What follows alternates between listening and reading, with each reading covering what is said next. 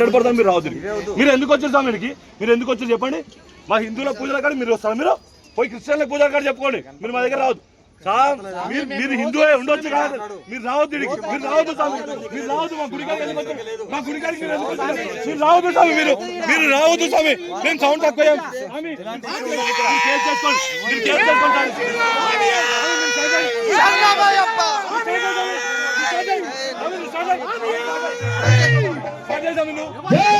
Jai Sriram.